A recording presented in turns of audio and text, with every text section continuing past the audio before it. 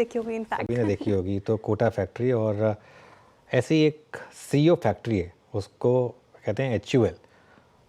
अगली स्टोरी में बताते हैं हम इसको, क्योंकि डीमार्ट का शेयर आज नीचे है।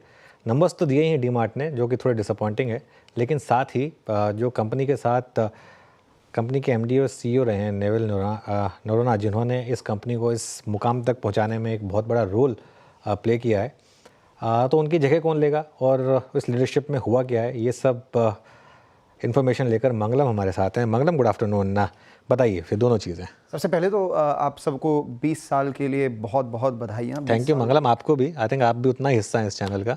बिल्कुल, तो हम थैंक यू। सबको बधाइयाँ। 20 बिल्कुल। साल मैं एम्फेसाइज इसलिए कर रहा हूँ क्योंकि 20 साल एक दौर होता है और यही दौर है जो नेविल नरोरा ने डीमार्ट में पूरा किया। 20 साल का जो दौर है, तो तिमाही के रिजल्ट्स के साथ जो मैनेजमेंट चेंज आया तो एक नेगेटिव सरप्राइज पहुंच गया, क्योंकि 20 साल तक कंपनी में रहने के बाद 31 जनवरी 2026 से एमडी और सीईओ का पद नेविल छोड़ेंगे। अगर आप नेविल की जर्नी देखें, उन्होंने डीमार्ट 2004 में ज्वाइन किया था, जब कंपनी के सिर्फ 5 स्टोर थे, महज 5 स्टोर।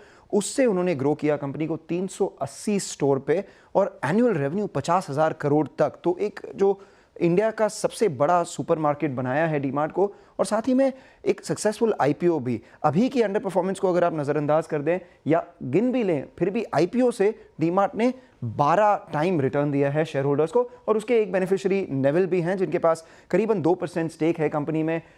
ऑलमोस्ट 5,000 करोड़ की वैल्यू है और वो नेविल को इस देश के सबसे बड़े और सबसे अमीर प्रोफेशनल सीईओ के लिस्ट में डाल देते हैं।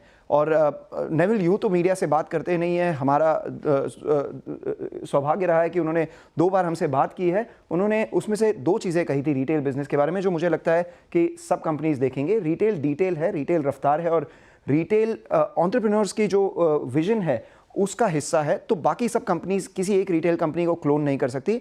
और मई में ही उन्होंने बता दिया था कि क्विक कॉमर्स से रिटेल कंपनीज को थोड़ी सी तकलीफ होगी और पूरे रिटेल कंपनीज के मोड्स थोड़े कम होंगे और उसके वजह से थोड़ी सी मार्जिन्स भी थोड़े कम होंगे, और वो सब काफ़ी उन्होंने ऑनेस्टी से सबको बताया था।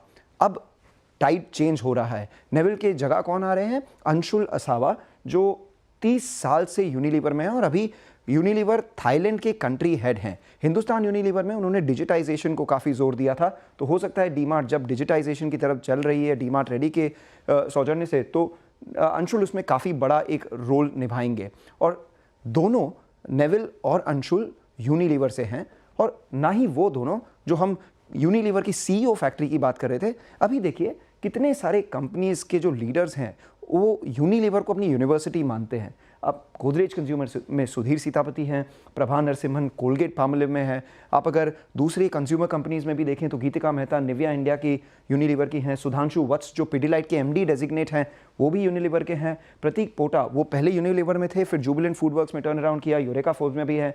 नेविल खुद डीमार्ट के यूनिलीवर के एलुमनस हैं। और अगर आप ओल्ड गार्ड भी देखें तो वरुण बेरी एक्स यूनिलीवर, जो अभी ब्रिटानिया के एमडी हैं, सुरेश नारायणन नेस्ले के एमडी एक्स यूनिलीवर हैं, और सुनील डिसूजा टाटा कंज्यूमर के जो एमडी हैं वो भी एक्स यूनिलीवर हैं। तो यूनिलीवर ज़रूर लीडरशिप फैक्ट्री है। डीमार्ट की लीडरशिप चेंज हो रही है, जिसकी नहीं चेंज हो रही है वो है यूनिलीवर की लीडरशिप फैक्ट्री की जो स्टेटस है वो। बिल्कुल मंगलम, बहुत बहुत शुक्रिया इस डिटेल्ड एनालिसिस के लिए। तो ये था मंगलम का एनालिसिस। तो मूल बात ये है श्रेया, अगर सीईओ बनना है तो लीवर में काम करना पड़ेगा। जी बिल्कुल। अब वैसे सवाल मेरा एवेन्यू सुपरमार्ट से शरद जी से। आप नंबर डिसअपॉइंटिंग है सर, लेकिन आप देखेंगे स्टोर्स में इजाफा हुआ है कहीं ना कहीं, लेकिन जिस तरीके से इस पूरे सेगमेंट में कंपटीशन बढ़ता जा रहा है, इनफैक्ट कोई ई कॉमर्स सेगमेंट से जिस तरीके से कंपटीशन की मार झेल रही है ये पर्टिकुलर काउंटर, कैसे देख रहे हैं आप इस पर्टिकुलर सेक्टर को, साथ ही इस एवेन्यू सुपरमार्ट को जिनके पास है वो क्या करें? क्या लग रहा है आपको जिस तरीके से गिरावट आज के सेशन में देखने को मिल रही है, क्या ये लुक्रेटिव लग रहा है अभी फिलहाल इस लेवल पर?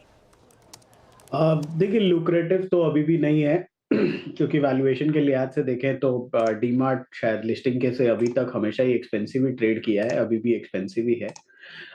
मुझे लगता है बहुत सारी थ्योरीज इनके फेवर में और अगेंस्ट में टाइम टू टाइम ट्रैवल करती हैं। एक टाइम पे जब इशू आया था उसके बाद बहुत ज्यादा फैसिनेशन थी, बट अभी भी आप अगर देखें तो कितना 20-25% ग्रोथ आप उम्मीद कर रहे हैं। फॉरवर्ड गाइडेंस पे अभी भी लगभग 70-71 टाइम्स ट्रेड कर रहा है। तो मुझे लगता है अभी भी एक्सपेंसिव है वैल्यूएशंस, और जिस तरीके से मार्केट का मूड माहौल है बहुत एक्सपेंसिव वैल्यूएशंस को, शायद फाइनली बाजार अब ये सवाल पूछ रहा है कि हम क्या पे कर रहे हैं किसी भी टाइप की ग्रोथ के लिए या स्टोरी के लिए। तो उस माहौल में थोड़ा मुश्किल है, बट अगर आप लॉन्ग टर्म इन्वेस्टर हैं जो 5 से 7 साल होल्ड कर सकते हैं, और मुझे जो दिख रहा है डीमार्ट में कि शायद वो फाइनली जो सिर्फ किराना स्टोर्स के लिए और शॉपिंग एक्सपीरियंस पे उतना फोकस नहीं कर रहे थे इनिशियली, बट अब जो जैसे मैं जब न्यू बॉम्बे में था मैंने देखा जो सीबीडी बेलापुर में उन्होंने स्टोर वगैरह बढ़ाया, उसका साइज वगैरह कंपैरेटिवली बड़ा था। तो कहीं न कहीं जो एरियाज़ में अब वो नए स्टोर्स खोल रहे हैं, वहाँ वो शॉपर के एक्सपीरियंस का भी ध्यान रख रहे हैं, ना कि सिर्फ प्राइसिंग का। तो मुझे लगता है वो एक पॉजिटिव डेवलपमेंट है। क्विक कॉमर्स से वो कैसे डील करेंगे, कितना डील करेंगे, हालाँकि होम डिलीवरी वगैरह उन्होंने कोविड के टाइम से डेवलप करके एक फास्ट क्लिप पे ही काम किया था, बट कंपैरेटिवली शायद टेक्नोलॉजी साइड पे वो थोड़े स्लो रहे।